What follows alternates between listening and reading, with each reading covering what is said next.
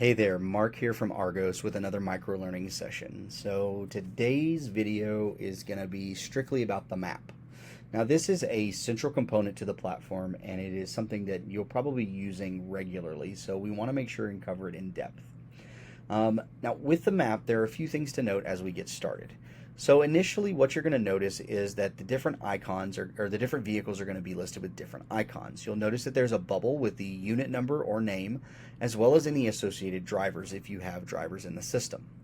What you'll also notice is that there are a few different shapes to keep an eye out for.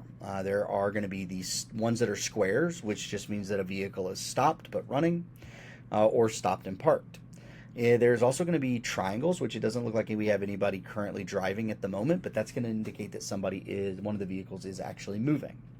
And then you're going to have these little polygon shapes, which are just indicating that that vehicle is parked within a zone. So if you've set up zones for your fleet, you'll be able to quickly see, okay, maybe it's parked in our yard, or it's parked, at a customer, or whatever it might be. There's a lot of different ways to utilize zones, but just know that that's what that indicates. Now, as I move over the map, you'll notice this navigation bar on the left, vehicles, and I zoom in, vehicles are going to change. It's going to update with me so that I see specifically which ones are in view. That way, if I need to click into anything, I can.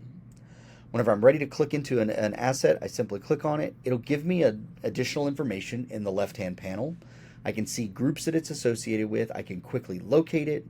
I've got the ability to view the most recent trip, edit the asset, view live video if I have video active, message that driver or vehicle. I can even share its location, get the nearest, show street view, and then down below that I can see the exact address that it's at, the zones that it might be in, whether it's an office or a yard or a customer, and then the status, right? So it's going to be, this one has been stopped since 2/24, hasn't left the office in a while. So that gives you a quick overview and the ability to kind of see specifically where that's at. You'll also have the ability to see if there's a driver associated. Now, let's say that you're looking for specific information or looking for a specific asset. There are a few ways to navigate to that at the top up here. You've got the ability to search it.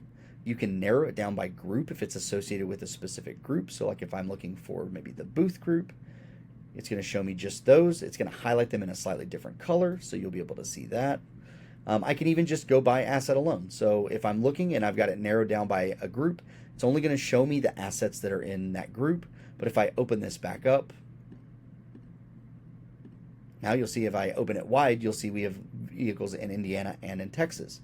Maybe I'm looking specifically for the ones in Texas. So I know that Mark and Mason are down there. That's going to highlight them on the map, but it's not necessarily going to zoom to it immediately. But I can zoom in, get the same information as I had before, and view those very easily. Now, what you'll notice whenever you're viewing these on the map itself is any zones are going to be, they can be color-coded based on what they're set up as, but they'll show up on the map, or you can hide them depending on your preference. You'll also notice that with this one, we had there's a little triangle that'll pop up next to the asset that shows, maybe some, what we refer to as an exception or a rule violation. You'll see here that I had a lane departure warning on this date, as well as a forward collision warning. That'll change over time and throughout the process so that everybody, you'll get real-time information on that. You'll also be able to see it up here at the top left as well. So you'll be able to see any exceptions whenever you click into it. It'll just give you an indicator if there were any. Now, from here, what I generally recommend is, depending on how your organization is set up, if you have multiple locations or you're looking at a specific group of vehicles day in, day out, is to save your views, because being able to, I can certainly zoom out and then navigate over and zoom way up here to Indianapolis. However, that's not the easiest way to do this because, let's just face it, that's complicated. What I have the ability to do though is once I have my filters set, I can actually save that view. Whenever I save it, it's going to give me the map area, filters, the sort, all that good stuff. I name it. I can even set it as my default. So let's say that you're at a remote location or a different terminal. You want to save that. It's going to be the first thing you see whenever you set that map up. I've already done that. And so like when I go to my save views, the first one is my vehicles. It immediately zooms me back over to my area, the map that I had set up, and now I'm ready to go.